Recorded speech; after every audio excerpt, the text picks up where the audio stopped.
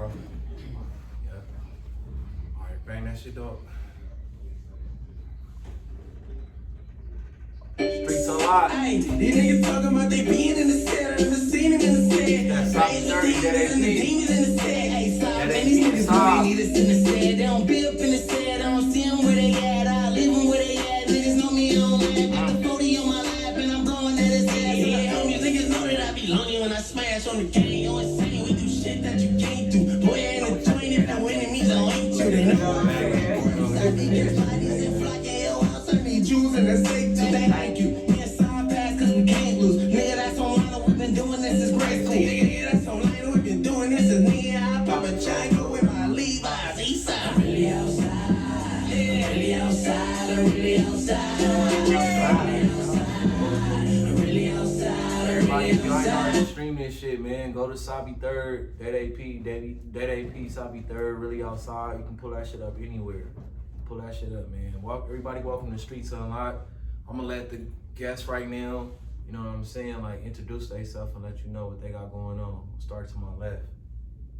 Yeah, for sure. Gotta start off with you. I'm Camila.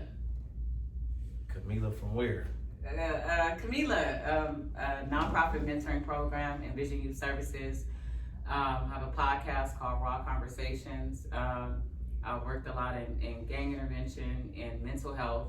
I'm doing some filming and some writing and co-directing. So yeah, I'm just in the mix. Absolutely, for sure. I'm tapped in completely 100 with Raw Conversations. What's happening with bro?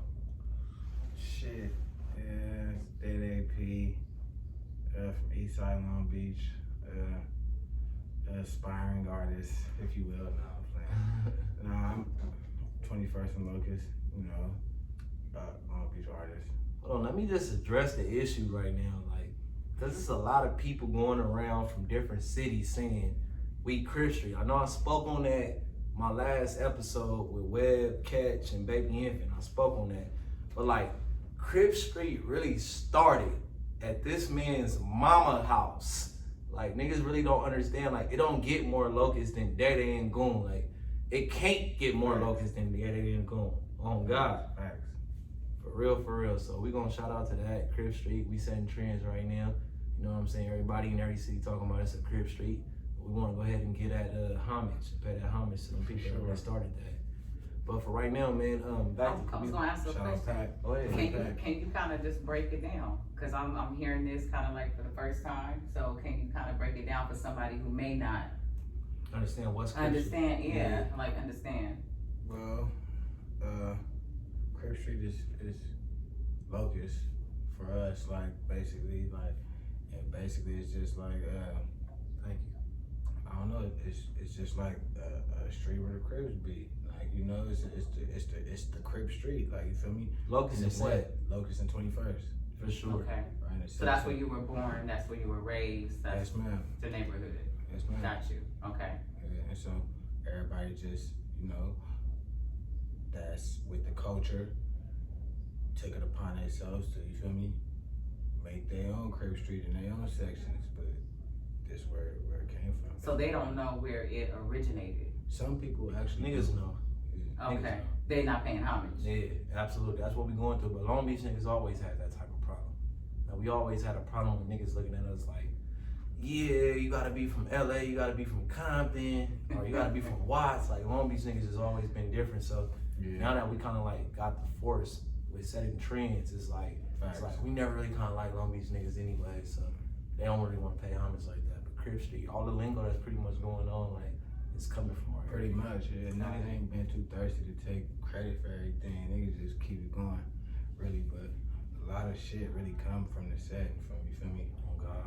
Oh, so y'all setting the record straight today. That's what's Yeah, happening. yeah. We Okay. spoke on it last episode, but like, this is Mama House is All Crip the, Street. all the Yeah. Crip Street shit and all the viral shit, like, you feel me?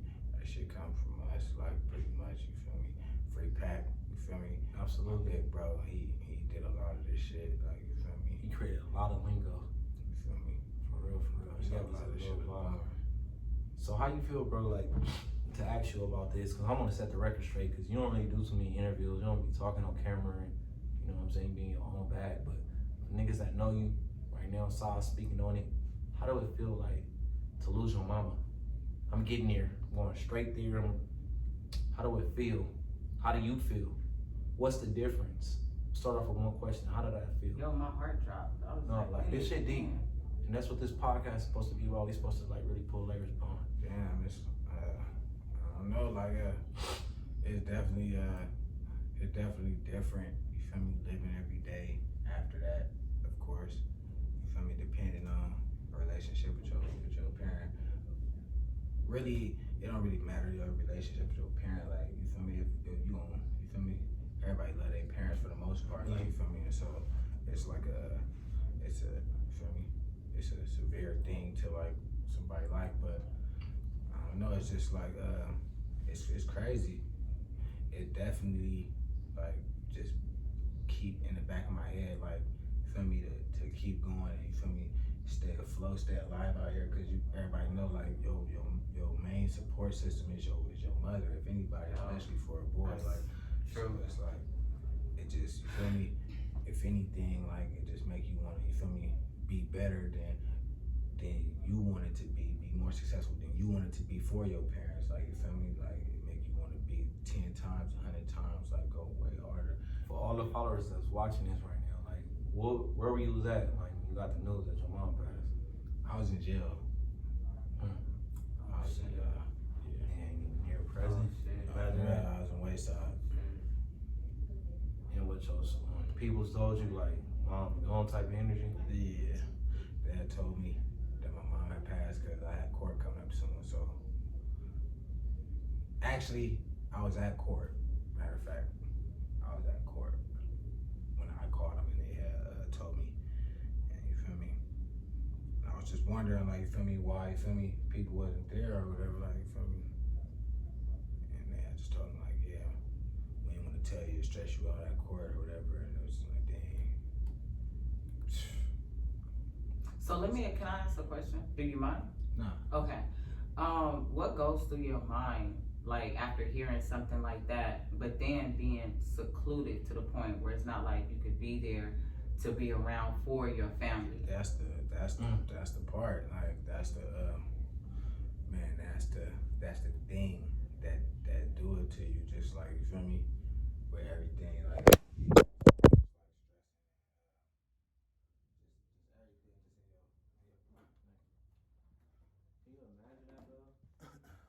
That right there is something else.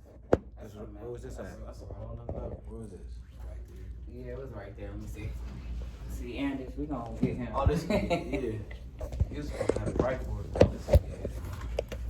Hard, so shit be happening. Yeah,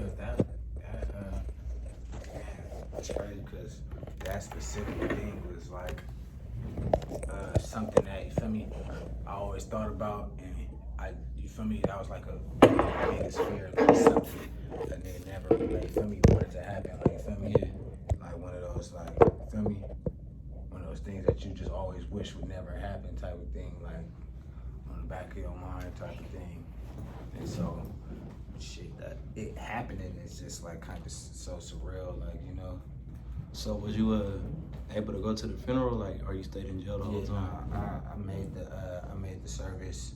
I made bond. God is good. That's a good thing. God is Some good. people don't get that opportunity. My granny died. I was sitting in the hole and the shoe couldn't go nowhere.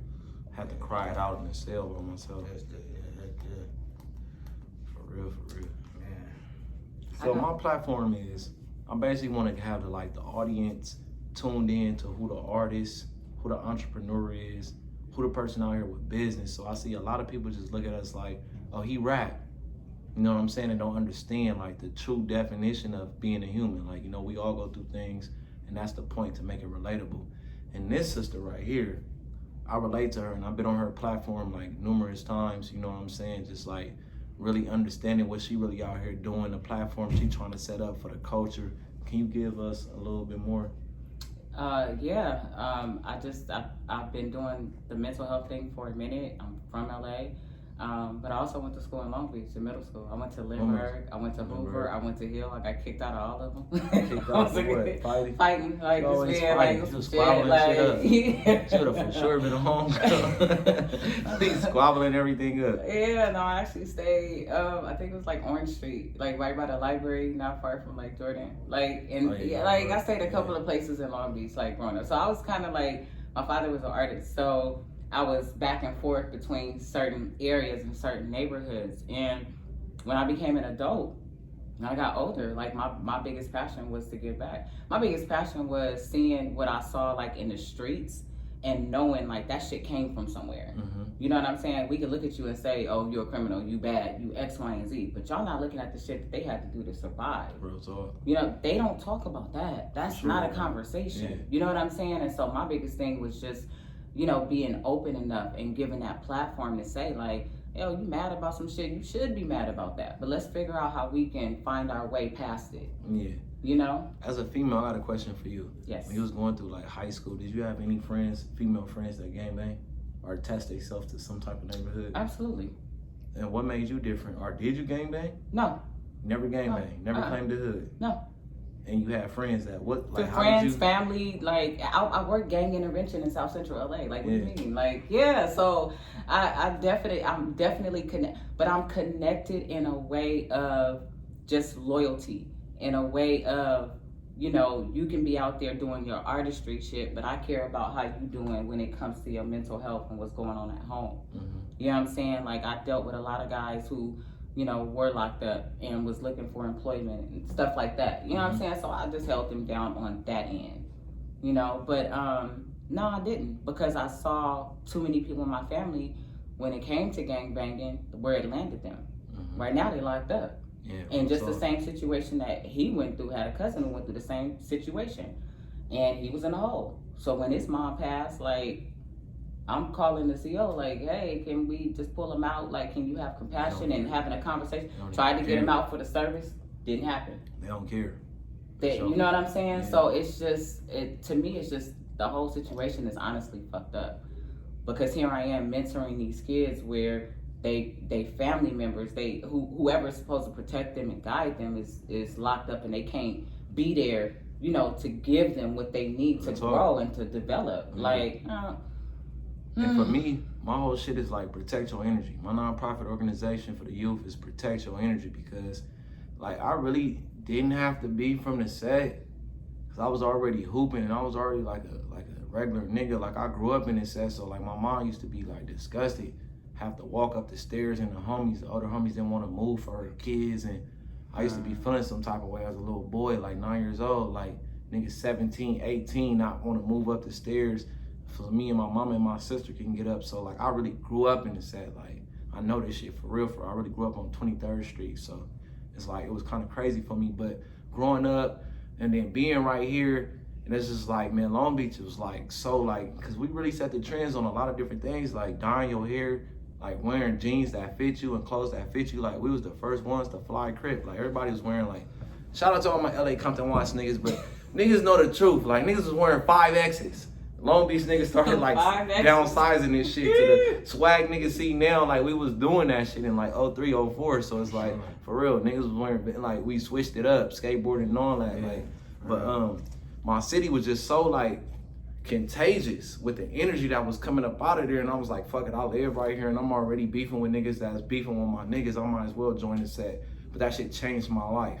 So I really want to like talk to the youth right now. Like if you in a position to where you feel like you different and you not moving different, you need to reevaluate everything.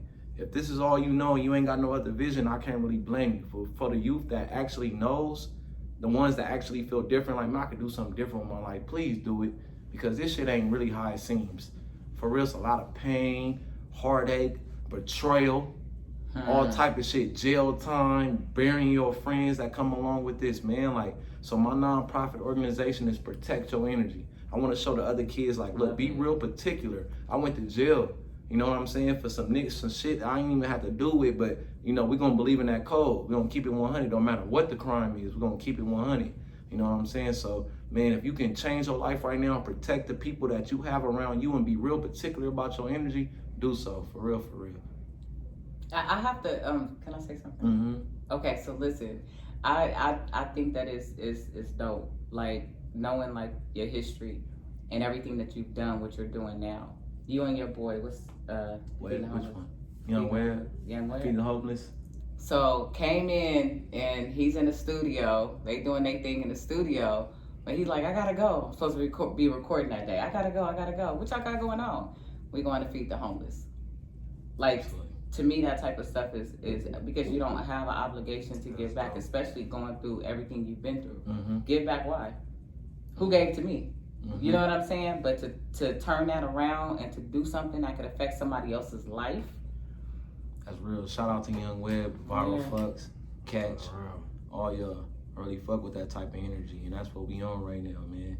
So we gonna get back part 2. Because we all got business to handle right now. We're going to get back to this segment. Part 2, we might be looking different and dressing different, but we for sure getting back to this. And then Streets Unlocked. Alright, y'all. My bad, man. I wish we had more time to go in. quickest Man, I wanted to go in. You talking about you got to leave at 4:05. And I'm like, damn, man. Yes, no, you let me know, and I got you.